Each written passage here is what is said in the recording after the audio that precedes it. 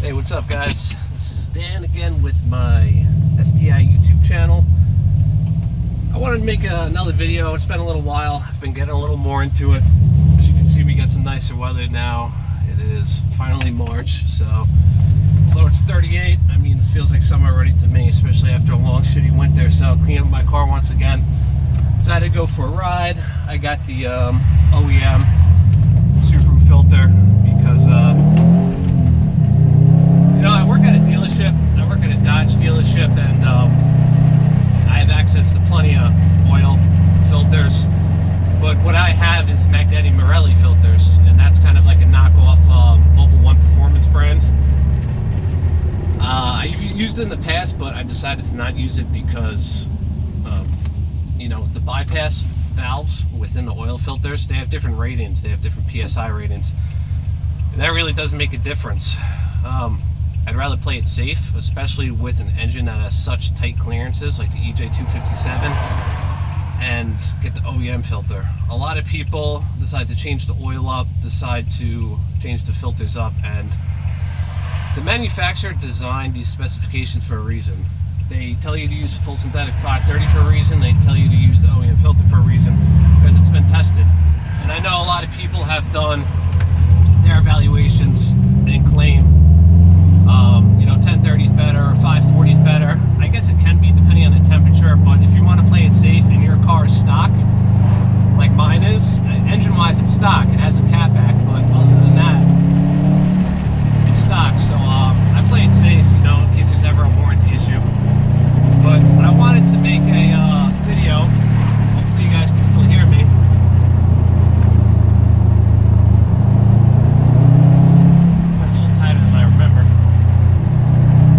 Make a video on why I chose an STI. First and foremost, I'm a car guy, I'm a car enthusiast, and I see a lot of people taking sides with cars.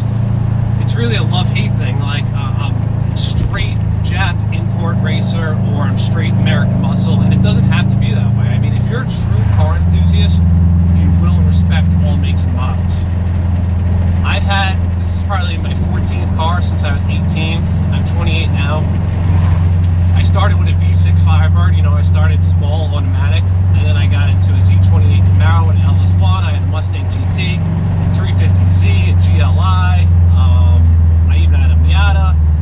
I had a LT1 Corvette. I've had a regular WRX.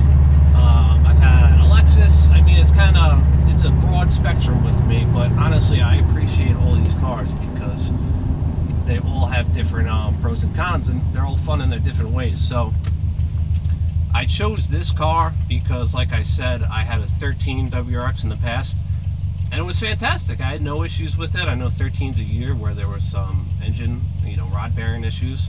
I sold mine on around 20K, so I never encountered that. But I live in New York, so we have, you know, 4 good seasons with a decent winter and snow, and it's raining pretty much every other day. So that all-wheel drive makes a big difference, especially in the winter, especially in rain. People don't realize that, but once you're pushing over 300 horsepower, if you don't have all-wheel drive, you know, it's equally as dangerous. If you have rear wheel and you have a lot of power in you know, a high-performance car, you're going to slip and you're going to skid around. So that was a big factor right there. And the second thing is, you got to factor in what this car cost. Before tax, I got like 1,000 off, so it was like 36,000 grand for the base model. After taxes, it was closer to 40, just under 40 for everything, which is good considering it's a car with over 300 horsepower, all-wheel drive, you know, good amenities, a nice interior, and it's just a blast to drive. I primarily got it for the driving experience, between the noise, the handling, the power. I don't need a lot of power. Look where I live. You see how many cars there are? I could have gotten a Scat Pack. I work at Dodge, but half the time I can't get on it. And if it's raining with the Scat Pack, you're going sideways. That's not to say I don't like Dodge. I mean, I'm considering a Dodge as my next vehicle, but I don't know yet. So for the price point, there's a few other cars. You know, you have the Focus RS, you have the STI, the Evo. Unfortunately, isn't being me anymore. I do like Evos. It's always been a debate, oh, Evo or STI, Evo or STI. Why can't you like both? And I know a lot of people do like both, but you know, if it came down to it, if they were still making the Evo, look where Mitsubishi is right now as a brand. Look at their cars. Obviously, they're cheaping out. They don't have a lot of resources to work with, and it's unfortunate because that car went downhill. And even the last years of it, 15, 16, whatever it was, it's just the interior kind of sucks. They took out the Recaro seats. The drivetrain's still there, and it's still got a great engine, and you can still make a ton of power with it. But I just, all factors considered, I'd rather put my money into something like this, and I'm happy I did. Because I absolutely love the noise of it. Sorry for getting some wind noise. It's too nice to have my window shut. And I love the drivability.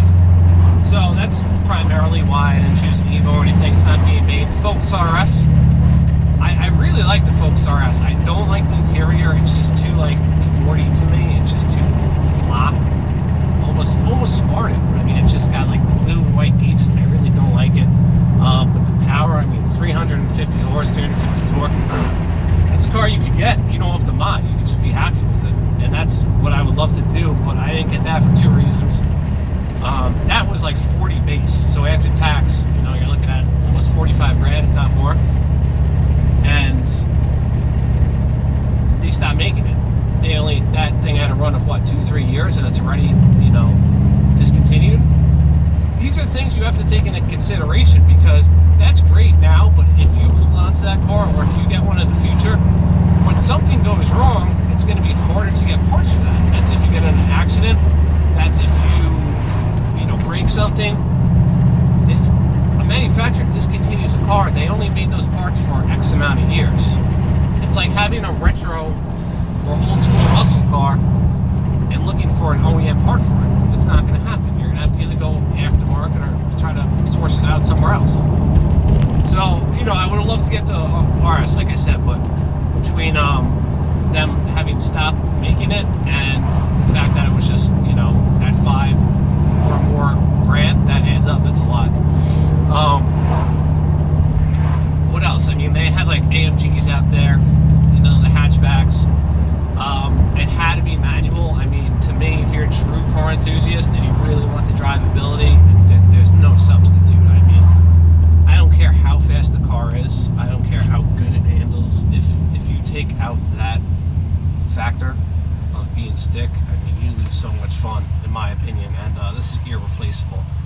So fortunately for the STI, it only comes stick, and it's probably going to stay that way for a while. The WRX you can get in CVT transmission now, which is automatic, so yeah, it had to be stick, obviously stick. And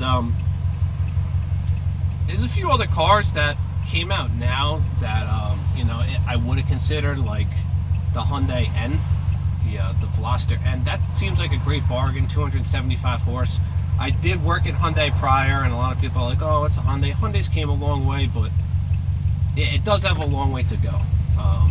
You know, you have to put a lot of trust in the brand and in the car to invest in a first-year model, because you know there's going to be issues, and the manufacturer is going to iron out those issues in the forthcoming years.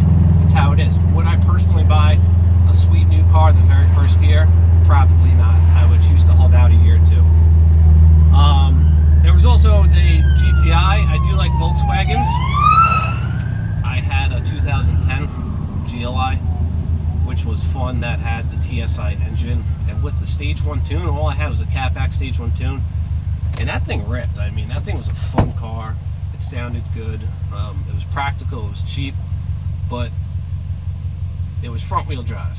That's a big thing with Volkswagens. You're not getting an all-wheel drive one unless you get the R, and the R is going to be a little more money than this, most of the time. So I considered the R also. I was like, oh, I can get a GTI, save money, tune it, but I don't want front-wheel drive because of snow, because of whatever else. Or I could just get an R, but I'm still young enough, 28.